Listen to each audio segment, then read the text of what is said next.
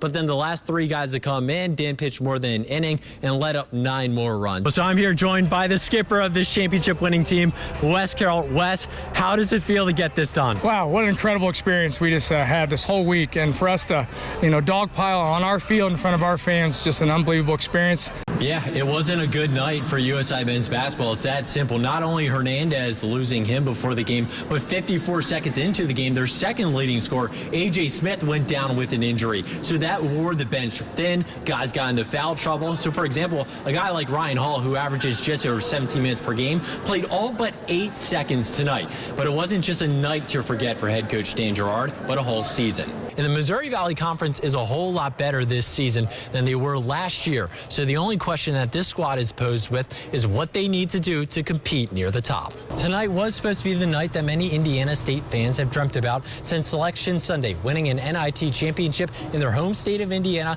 in Hinkle Fieldhouse. But they came up just short, 79-77, in a loss to Seton Hall. Former Castle guard and Southern Indiana player Isaiah Swope led the way for the Trees, scoring 19 points, but it wasn't enough. Head coach Josh Sherd spoke for the players as they weren't ready to speak to the media tonight and talked about what Swope has meant to this team and what he played through.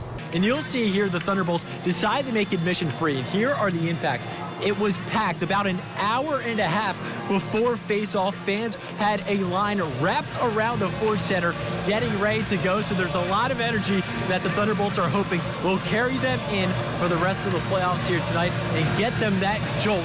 And when I spoke to the team about, hey, were there any nerves, stepping up to the bat when they started to let up some runs and they got back into it? They said no, because 1 through 9, they have confidence in their guys to step up and make a play and respond. OVC standings are jam-packed, and in the middle, that includes Southern Indiana. Today, they tried to complete the sweep against SIUE, and, well, the Bats have been red hot all weekend. So let's roll the highlights. For me, I'm going to have to go with North Posey because winning any game by that margin in a rivalry game is tough. We always talk about interdivisional games. These opponents know each other.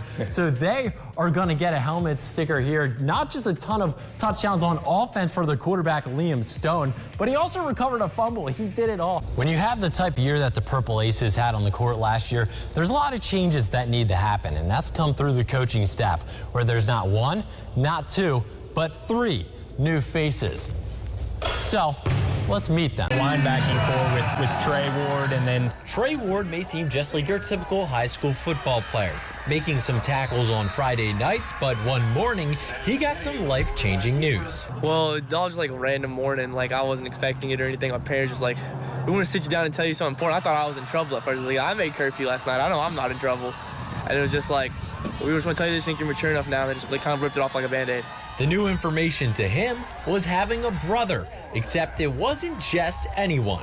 I started doing my own research, like, this guy is here. And by right here, Ward Bean's right up there, where his brother, Alex Holder, has been calling Castle football games for the radio all year long. And Holder knew that he was adopted, but had no clue he had a brother all along. So when Ward contacted him on Twitter, it was safe to say he was surprised. I literally thought maybe like his aunt or uncle had been listening to the radio and he was just saying, what's up? Maybe saying, thanks for talking about me on the radio. Or I don't know. I had no idea where it was going. He was like, I'm your brother. And I was like, this is crazy. The next step was a phone call in which the two of them had that brotherly connection immediately. We talked for 2 hours on the phone. A lot of it was about sports because we love sports.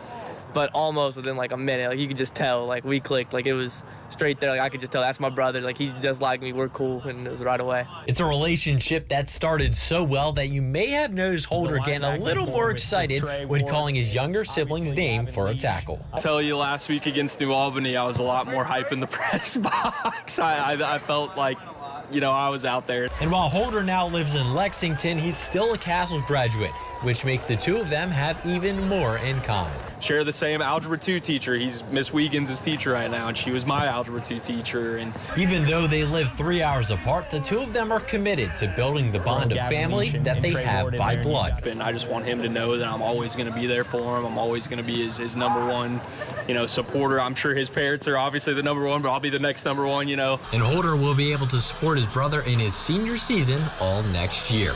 Reporting in Paradise, I'm Collin Davies, Eyewitness News.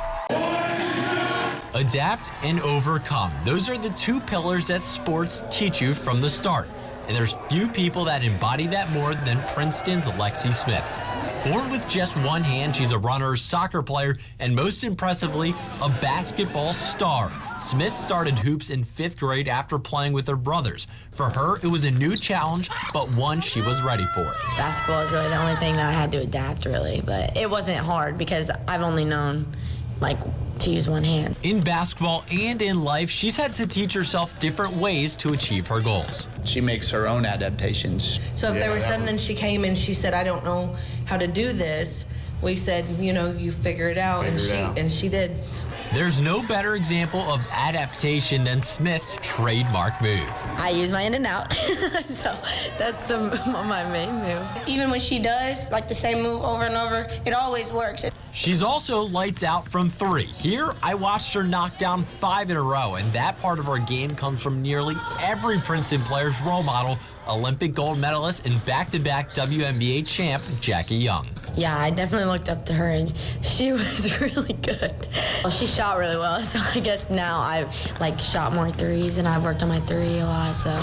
Of course, Jackie Young provides an inspiration to everyone that plays basketball here at Princeton High School, but Lexi Smith does the same for everyone that surrounds her. Just those little things that I don't think about, I take for granted, and I see that kid going out and just busting her tail and fighting for every loose ball.